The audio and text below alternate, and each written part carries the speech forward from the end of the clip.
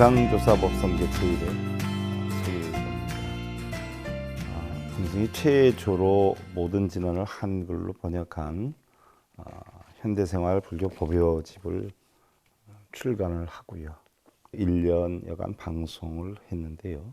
다시 그 방송을 토대로 해서 12권으로 불교학 개론이라는 해설집을 만들었습니다.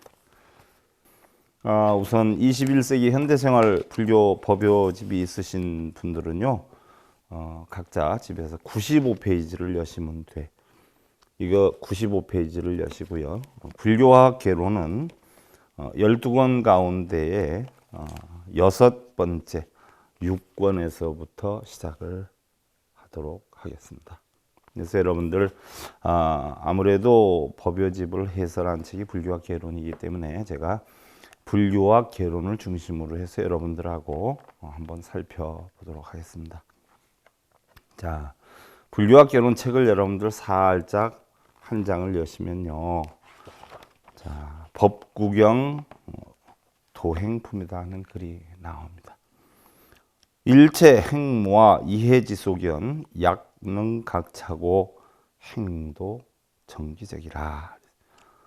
일체 만물의 현상은요, 실체가 없는 것이다.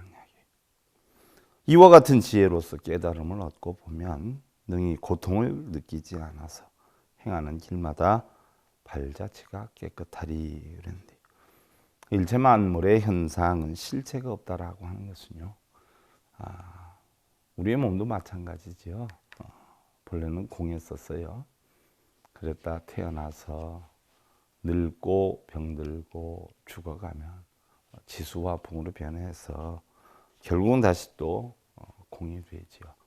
이런 현상을 볼 때에 바로 실체가 없다, 실체가 있다라고 생각하는 것은 순간적이다는 이야기예요. 여러분들이 거사님이 봉급을 다 오셨어요. 그렇게 보면 돈이 들어오니까 돈이 있다라고 하지만 돈이 들어오면 써야 될 일들이 쭉 줄을 서 있단 말이죠. 그럼 그 돈을 쓰다가 보면 또 그 돈이 다 나가게 된단 말이에요. 그러게 되면 거의 또 공이 되는 그런 입장이죠. 또 우리가 길게 보면 어때요? 여러분들이 옷을 하나 산다라고 했을 때 새로 사는 옷 주머니에는 돈이 들어있지 않아요. 그 옷을 입고 다니면서 어떻게 되죠? 돈이 생기면 주머니에 넣었다 뺐다 넣었다 뺐다 이렇게 하지만 정작 그 옷을 버린다거나 남을 주게 되거나라고 하면 주머니 속에 있는 돈을 다 빼서 빈 옷으로 주게 돼요. 이 세상의 실체다는 얘기. 우리가 살면서 희로애락을 느끼고 좋고 나쁨, 행복과 불행을 분별하면서 살지만 사실 그 모든 자체는 알고 보니까 실체가 없는 것이다. 그냥 흘러가는 구름과 같다, 물과 같다 라는 이치. 그런 이치를 알면요, 우리는 열반을 얻게 된다. 여러분들이 내 거라고 생각하는, 또 여러분들이 쌓고 모으려고 하는, 쉽게 얘기하면 색, 물질, 무너지는 그 형상이 있는 거 알고 보면 전부 뭐예요? 공한 것에서 시작을 해서 색이 되었다가 다시 공이 되지요. 이게 결국 우리 불교 화엄 사상의 연기론의 이치인데요. 이러한 것들을 내 것으로 알기 때문에 본래를 아는 것이죠. 그래서 여러분들 다시 살짝 또 불교학 개론 6권 한 장을 넘겨보면 놓아버려라라고 하는 글귀가 있어요. 놓아버려라. 바람은 흑시라고 하는 사람이요, 두 송이의 꽃을 들고 왔어요. 그래서 부처님께 한 송이의 꽃을 올리게 되죠. 그러니까 부처님께서는 선인이여 놓아버려라 라고 해요. 그러자 선인은 깜짝 놀래가지고 올리던 꽃을 그냥 놓아버리게 되죠. 그런데 부처님께서는 다시 말씀을 하셔요. 선인이여 놓아버려라. 그러니까 그 선인이 어떻게 돼요? 부처님께 한 송이 올리고 또 한 송이를 올리려고 했는데 한 송이를 떨어뜨리고 한 송이를 들고 있다가 그 꽃마저 놓게 되죠. 그런데도 부처님은 계속해서 선인이여 놓아버려라 라고 얘기를 한단 말이죠. 선인은 다시 이야기를 하는 것이요, 부처님이시여 저는 지금 꽃을 안 들고 있습니다. 빈 몸인데 무엇을 놓으라고 하십니까? 이럴 때 부처님께서 선인이여 나는 그대에게 꽃을 놓으라고 한 것이 아니야. 그대밖에 육진과 그대 안에 육근과 중간에 육식을 놓으라고 한 것이야. 바로 무효요. 육진이라는 것은 티끌이죠. 티끌. 6개의 대상물. 쉽게 얘기하면 색성향 미촉법이다. 이렇게 표현을 하죠.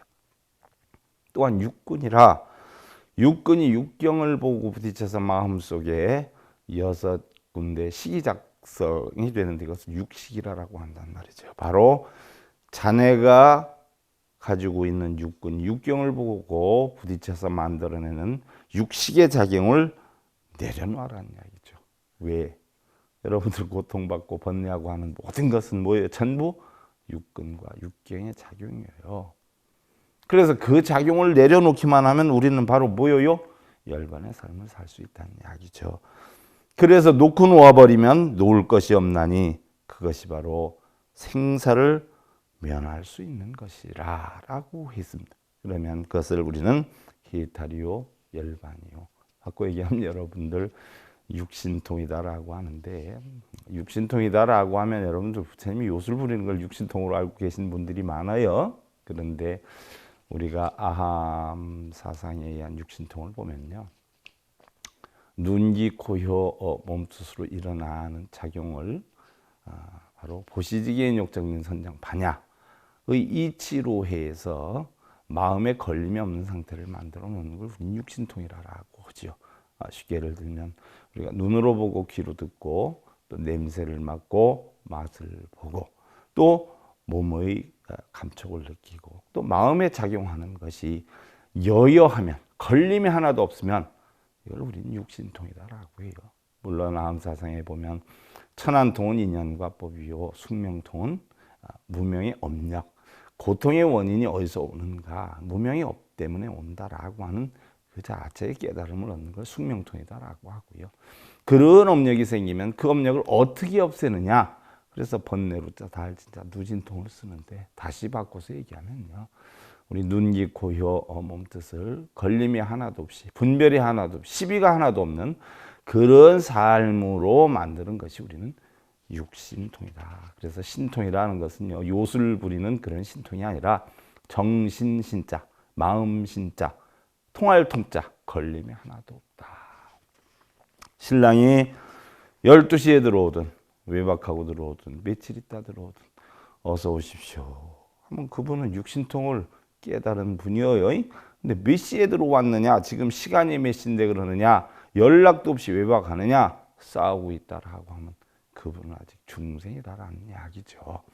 물론 신랑이 안 들어오는데도 화난 사람은 없지만 바로 어떠한 이유가 있으려니 또 까닭이 있으려니 그럴 만한 사정이 있으려니 하는 이치 또 그런 어떤 여건을 만들어서 남편을 신뢰를 했을 때 형성되는 여여함 마음의 집착이나 시비 분별로 인해서 고통이 생기지 않고 그냥 여여한 상태로 가는 것을 우리는 열반이다. 그런 열반을 우리가 누릴 수 있는 것을 해탈이다 이렇게 표현을 하는 것이죠. 자, 그 다음에 한 장을 살짝 넘겨보면 4페이지가 되죠. 원각경 보안장에 있는 내용이에요. 곧 알아라. 이 몸과 마음은 본래 실체가 없는 것이고 아까 했던 것이에요. 자, 몸은 어떻게 돼요? 죽으면 지수화풍으로 돌아가지요. 마음은 어떻게 돼요? 육신을 떠나면 허공으로 가요. 바로 이 허공에 있는 공기나 이런 기운들이 전부 바로 뭐예요? 우리 태어나기 전에 있었던 부모 미생전이요. 해가 스님이 깨달음을 얻었던 안심인명이요. 또한 본래 면목이요, 본성이요, 진성이요. 다 같은 이름의 다른 같은 뜻의 다른 이름이 전부 본성을 이야기를 하는 거죠. 바로 이 허공에 있는 것이 다 본성이요, 불성이란 말이죠.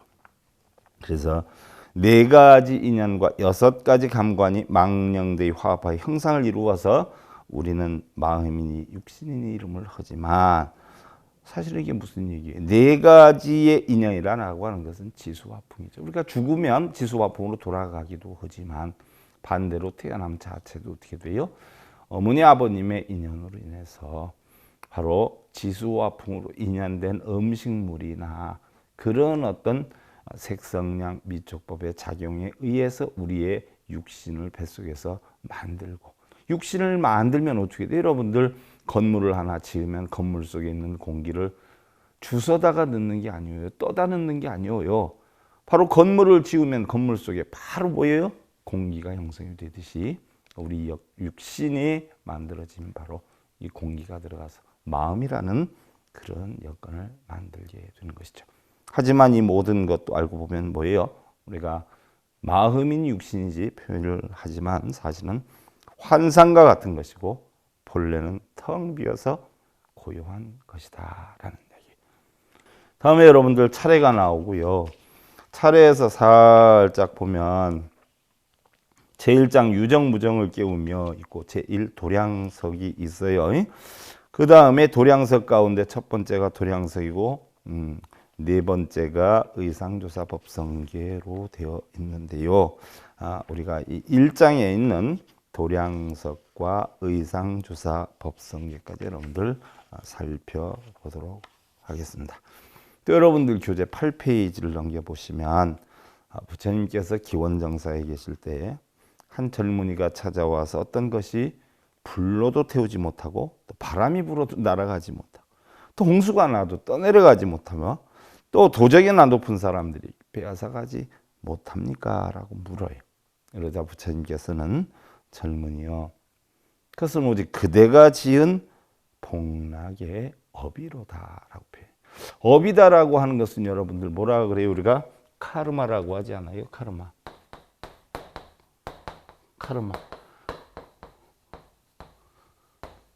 카르마라고 하는 건 뭐예요? 깔마. 여러분들 신묘장구 대다라는 경에 구로구로 깔마 하고 나온다는 얘기예요. 구로 나쁘다는 얘기예요. 깔마 업이에요. 나쁜 업을 멸하겠다라고 하는 게 구로구로 깔마인데 이 까르마라고 표현하는데 바로 이걸 업이다라고 하죠. 업은 무엇을 뜻해요? 바로 남아 처진 힘, 동작 되어진 힘을 뜻해요. 아내에게 욕을 한단 말이죠. 그럼 아내가 좋아하겠어요? 거기에서 형성돼서 돌아오는 힘, 업이라고 그래요. 남편이 저녁 때 들어올 때 어떻게 돼요? 아내하고 모처럼 재밌게 지내자 해서 통닭 한 마리 사들고 맥주 한 병 사들고 왔어요. 우리 맥주 한잔 합시다. 요즘 더운데 고생 많지요 하면 어떻게 돼요? 아내 되는 입장에서 더군다나 치킨도 좋아하고 맥주도 좋아하고 그러면은 입이 훤하게 벌어져서 아이고 고마워요 한단 말이죠. 바로 내가 어떠한 원인을 만드느냐에 따라서 돌아오는 힘을, 원인에 대한 결과를 우리는 업보다 이렇게 표현을 하고요. 그 원인을 만드는 것을 우리는 업이다 이렇게 이야기를 해요. 대부분 업이다라고 하면 여러분들 전생에 태어나기 전에 가지고 있는 업을 업으로 하는데 아니에요. 여러분들 어제 밤에 신랑을 일찍 들어오라고 했는데 신랑이 생각보다 늦게 들어왔어요. 그럼 왜 약속을 안 지키느냐? 별일도 없었던 것 같은데 왜 늦었느냐? 어디 갔었느냐? 솔직히 얘기를 해라. 그럼 남편 되시는 분 어떻게 돼요? 얘기할 수 있는 부분도 있지만 얘기할 수 없는 부분도 있어요. 얘기할 수 없는 부분이다라고 해서 무조건 나쁜 일로 몰아붙일 수는 없는 거지요. 그래서 아무 소리 안 하면 어떻게 돼요? 아내 입장에서 막 화를 낼 거란 말이죠. 왜 사실대로 얘기 못하느냐? 당신이 잘못을 안 했으면 얘기를 할 수 있는 거 아니냐? 남편 입장에서는 특별한 어떤 회사 일이라든지 말 못할 그런 일에 대해서 늦었다라고 하는 부분을 얘기를 못하는 수도 있을 것이란 말이죠. 그럼 이제 아침이 돼봐요. 어저녁에 다툰 그런 것 때문에 아침에도 밥을 차려주는데도 모양새가 안 좋아요. 또 밥을 먹는 자체도 눈치가 보인단 말이죠. 그 결과가 바로 뭐예요? 어제 저녁 때 말다툼했던 원인에 의한 과로 형성이 되는 거예요. 이것을 갖다 우리는 뭐라고 그래요? 업이다라고 하는 거예요. 여러분들 뭐 전생의 업이다라고 하는데 전생이라는 거 1초 전도 전생이에요. 그럼 어떻게 돼요? 그것을 화에 대한 오해를 풀지 않고 출근을 해요. 그럼 저녁 때까지 하루 종일 기분이 안 좋아요. 그럼 그날에도 말을 안 하고 며칠이 지나도록 얘기 안 하면 그 여운이 계속 남아있어요. 이것을 갖다 우리는 뭐라 그래요? 업보다 이렇게 표현을 하는 것이에요. 그럼 그 업을 소멸한다. 그 업들이 쌓여서 창고를 이루는 것을 우리는 업장이다 이렇게 표현을 하는데요. 그러면 그 업을 소멸하는 것은 어떻게 하느냐 하는 얘기예요. 모르는 분들은 대부분 지장보살 멸증업 진언 해가지고 한단 말이죠. 지장보살 멸정업 진언을 하든지 참회 진언을 하든지. 지장보살 멸정업 진언은 뭐예요? 내가 금강과 같이 견고한 깨달음을 얻겠나이다. 이게 지장보살 멸정업 진언. 참회 진언은 뭐예요? 옴살바 무자 무지 싸다 싸바. 일체에 원만하게 깨우친 부처님과 같은 깨달음을 얻겠나이다라는 이야기예요. 그러면 참회 진언을 하고 멸정업 진언을 한다라고 해서 없어지는 게 아니에요. 그럼 그 업장을 어떻게 소멸을 해야 돼요? 왜 얘기를 안 했는지라고 하는 그 이유가 밝혀져야 되겠죠. 그랬을 때 아내가 내가 정말 오해를 했구나라는 생각이 들어서 내가 잘못 생각했어요. 미안해요. 아니야. 그때는 내가 이야기할 수 있는 상황이 아니어서 오해가 풀린단 말이죠. 그럼 그로 인한 찝찝했던 마음, 속상했던 마음이 어떻게 돼요? 한순간에 없어져요. 이거는 기도를 해서 업장이 소멸이 되고 절을 해서 업장 소멸이 되는 것이 아니라 업을 만든 원인이 어디에서 왔는가를 알아가지고 그 원인을 해결했을 때 그 업장은 소멸이 되는 것이에요. 아내가 내가 오해했어요. 미안해요. 하면서 오늘 저녁에 맛있는 거 해놓을게요. 미안해요. 힘들게 고생하는데 괜히 집에 앉아서 소갈머리 없이 그냥 쓸데없는 바가지만 긁는 것 같아요. 해서 음식을 차려놓으면 아니야. 내가 얘기를 했어야 되는데 사실은 얘기를 할 수 있는 입장이 못했어. 내가 잘못했어. 하다 보면 그 잘못으로 인한 그 어떤 쟁론으로 인한 원인이 해결이 된단 말이지. 이게 바로 업장 소멸이에요. 바로 그와 같이 복락이 업이로다라고 해서요. 바로 어떤 것을 빼앗아가지 못합니까? 그러면 바로 그 빼앗아가지 못하는 복락의 업은 어떤 업이에요? 남한테 좋은 일이에요. 간혹 보면 여러분들 연말연시 같은데 관공서나 이런 데 누가 돈다발을 갖다 놓고 아니면 쌀을 몇 포대를 갖다 놓고 이렇게 가는 분들이 있어요. 누구라고 밝히지도 않고요. 그럼 그분이 과연 그런 것 하나로 해가지고서는 복이 많이 오느냐? 가장 중요한 것은 쌀 몇십 포대 한 번 줬다고 복이 오는 게 아니에요. 바로 뭐예요? 그 사람의 마음이지요. 그런 마음으로 세상을 살다 보면 만인들한테 해를 끼치는 그런 삶을 안 살게 된다는 거예요. 바꿔 얘기하면 어떻게 돼요?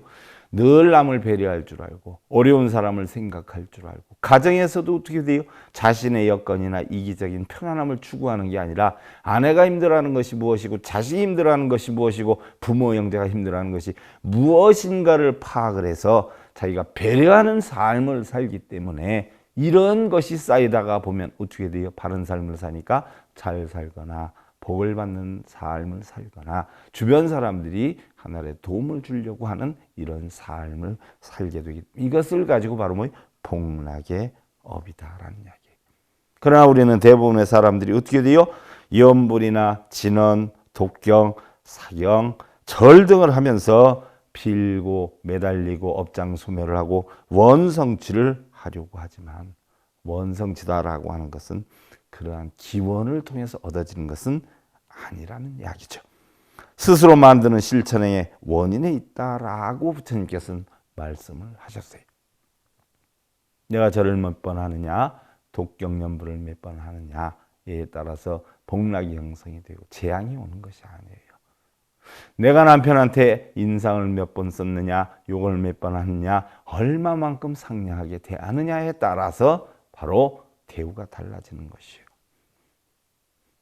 내가 상대한테 배려를 했을 때, 내가 상대한테 인색했을 때 그 결과는 달라지게 된다는 얘기죠. 바로 우리가 기도나 연불이나 그런 것이 있는 것이 아니고 어떠한 마음가짐으로 어떠한 삶을 어떻게 살아가느냐에 따라서 그 과보가 달라진다라는 이야기.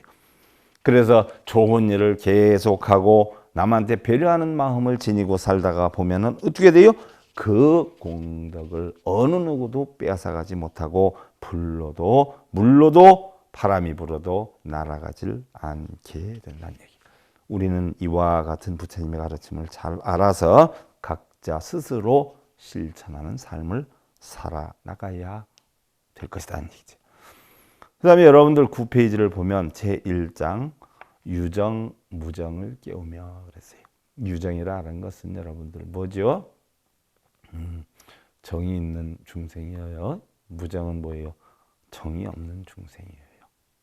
깨달음을 얻어도요, 정이 아직 남아 있다라고 하면은 우리는 보살이라고 표현을 해요. 그래서 유정각이다라고 하지요. 그 다음에 무정각이다라고 하면 정이 남아 있질 않아요. 그걸 갖다 우리는 부처다 이렇게 표현을 해요. 세상에는 유정, 무정이 전부 모여 사는데요. 바로 아침에 우리가 도량석을 할 때에는 유정, 무정의 잠을 깨우기 위해서 하는 것이 대부분의 이유죠. 그래서 바로 유정, 무정을 깨우며 하고 1장을 넣어봤는데요. 그 밑에 여러분들 두 마리 학이 그려져 있죠. 그 밑에 보면 콩 심은 데 콩나고 팥 심은 데 팥나며 거울에 비친 그림자 제 모습대로 놔둔다. 콩 심은 데는 콩이 나지 팥이 안 나지 않아요? 거울에 어떤 물체를 비춰보세요. 비치는 물체와 그대로 반대되는 대칭되는 모습으로 보이게 되죠. 아름다운 꽃을 비치거나 더러운 쓰레기를 비춘다라고 해서 거울에 그 꽃의 향기나 쓰레기의 냄새가 배이는 것도 아니에요. 바로 거울은 본래 그 모습대로 돌아갈 뿐이죠. 세상의 모든 것은 제 모습대로 비치기 마련이고요. 같은 땅, 또 같은 빗물에도 종자와 싹이 다르기 때문에 각자 저마다의 근기대로 사는 것이고요. 또한 새들의 울음 또한 저마다 다르다는 이야기죠. 여러분들 학다리가 보면 참 늘씬해요. 농사철 그 논에 걸어 다니고 이렇게 날아다니는 거 보면 참 우아해요. 간혹 보면은 이제 오리가 요즘은 뭐 논에서 벌레도 잡아먹고 한다라고 하는데 연못에 이렇게 오리들이 떠다니는 거 보면 그 나름대로 아름다움이 있는데요. 물 밖으로 나오게 되면 어떻게 돼요? 오리는 띠뚱띠뚱하고 걸어요. 굉장히 다리가 짧아요. 근데 학은 어떻게 돼요? 굉장히 고고하지요. 상당히 고고하게 걸음을 걸어요. 그래서 외형상으로 비춰질 땐 학은 굉장히 아름답고 또 오리는 띠뚱띠뚱하다 보니까 좀 학보다 덜하다 하는 그런 편견을 가질 수 있는데요. 아무래도 물에서 헤엄치는 건요. 학이 오리만 못하지요. 그러나 날아다니거나 유유히 서 있는 모습은 또 그 자태가 학이 더 아름다운 것 같아요. 그렇다라고 해서 절대로 학이 기도를 한다고 오리가 되는 거 아니고요. 오리가 또 기도를 한다고 해서 학이 되는 것도 아니에요. 세상의 모든 것은 각자 저마다의 근기가 있어요. 여러분들 법화경 조유품에 보세요. 똑같은 장소에 똑같은 비가 내리지만 각기의 초목은 근기 따라 다르다. 어떤 나무는 크게 자라고 어떤 나무는 작게 자라고 또한 어떤 나뭇잎은 침엽수가 되어서 바늘 갖고 어떤 나뭇잎은 널쩍널쩍해서 형성이 되는 것이 있어요. 또한 마찬가지예요. 우리의 삶에서도 보면 여러분들 1년 365일 하루 24시간이 누구에게나 각기 다르게 주어지는 것은 아니에요. 그런데도 어떤 사람은 성공하는 사람이 있고 어떤 사람은 실패하는 사람이 있고 또 어떤 사람은 행복을 느끼는 사람이 있고 어떤 사람은 불행을 느끼는 사람도 있어요. 또한 어떤 사람은 고민 속에 빠져서 사는 사람도 있어요. 우리의 삶이라는 것이요. 이미 출발을 했지요. 태어나서 지금 다 늙고 병들고 죽어가는데 결국 종착지는 죽음이에요. 죽음.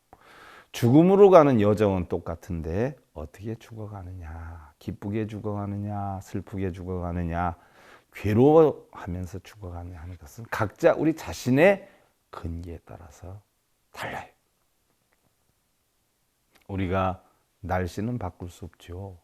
그러나 내 마음의 훈훈함은 바꿀 수가 있어요. 시계는 바꿀 수는 있어도 시간은 바꿀 수가 없어요. 똑같은 주어진 시간에 우리가 얼마만큼 노력하느냐에 따라서 각기 근기에 따라 다른 삶을 살게 되죠. 여러분들 10페이지 보면 무상계라고 하는 것이 나와요. 무상계다라고 하는 것은 여러분들 영가님들을 돌아가셨을 때 제일 많이 하는 건데, 무상계다 하는 것은 바로 부처님의 삼법인 재행무상 가운데 그 무상을 나타내는 건데, 무상이라는 것은 뭐예요? 없다라는 얘기예요. 상은 뭐예요? 항상 한다는 얘기예요. 그러니까 항상 하는 것은 없다. 세상의 모든 것은 항상 하지 않는다. 바꿔서 얘기하면 변해간다는 이야기예요. 근데 우리는 좋은 거는 어떻게 돼요? 가지고 있으려고 하고, 나쁜 거는 빨리 버리려고 한단 말이죠. 그러나 좋은 거 나쁜 건 없어요. 여러분들 돈이 좋아요? 나빠요? 여러분들 마음이 좋고 나쁨의 분별이지 돈은 좋은 돈 나쁜 돈이 없지요. 바로 무상계 이치가 12연계 이치를 설해 놓은 것이에요. 세상은 다 무상하기 때문에 변해가는 것 자체를 그대로 인정해야 된다는 이야기죠. 그래서 무상계에 보면 부무상계자 이별반지오문이요 월고해지자황이라 시고로 일체재불이 인차계고로 이임열반하사 일체중생이 인차계고로 이도고해니라 라고 하는 대목이 나와요. 바로 무상계는 열반으로 들어가는 중요한 문이요 고해를 벗어나는 자비의 배로다. 그러므로 모든 부처님도 이 무상계로서 열반에 드시었고 일체 중생들도 이 무상계를 의지해서 고해를 벗어나느니라. 무상의 이치를 알면요 고통이라는 것이 없다는 이야기죠. 해가 뜨면 진다라고 하는 거 알아요. 봄이 오면 여름, 가을, 겨울이 된다는 거 알아요. 태어나면 늙고 병들고 죽는다는 거 압니다. 돈이라고 하는 것도 들어오면 어떻게 돼요? 또 새로운 사용처에 써서 나가게 되는 걸 알아요. 명예를 아무리 갖는다, 권력을 갖는다 해도 어느 일정 시간이 지나면 다시 내려오고 버려야 돼요. 그래서 우리는 얻는 행복도 중요하지만 잃는 행복, 올라가는 행복도 중요하지만 내려가는 행복도 느낄 수 있을 때에 우리는 여야한 삶을 살 수 있을 것이다. 여러분들 가정에서 보세요. 우리 남편 잘 얻었어 하는 사람들은 자기에게 이익되는 삶을 잘 해주기 때문에 잘 얻었어 하고, 자신이 판단했을 때 난 우리 신랑 잘못 얻었어 하는 분들은요 자기가 생각하는 만큼의 여건이 유리함이 적다라고 해서 잘못 얻었다라고 하지만요 신랑은 똑같은 거예요. 잘 얻었다 잘못 얻었다라고 하는 것은 보살의 입장에서 자기가 어떻게 돼요? 이익과 손해를 따져서 분별하기 때문에 형성이 되는 것이. 세상의 모든 것은 좋고 나쁜 것이 없죠. 행복하고 불행한 게 없어요. 좋고 나쁘고 행복하고 불행한 것은 결국 어디에 있느냐? 내 마음에 있는 것이에요. 내 마음을 잘 다스려서 여러분들 행복한 가정, 행복한 자신, 내가 행복한 마음을 지닐 수 있을 때 주변이 다 행복해진다는 사실을 잘 아시고 날마다 좋은 날, 날마다 편안한 날 만드시길 기원드리면서 오늘 도량석 및 의상조사 법성계의 첫 시간을 마치겠습니다. 감사합니다. 여러분들 성불하십시오.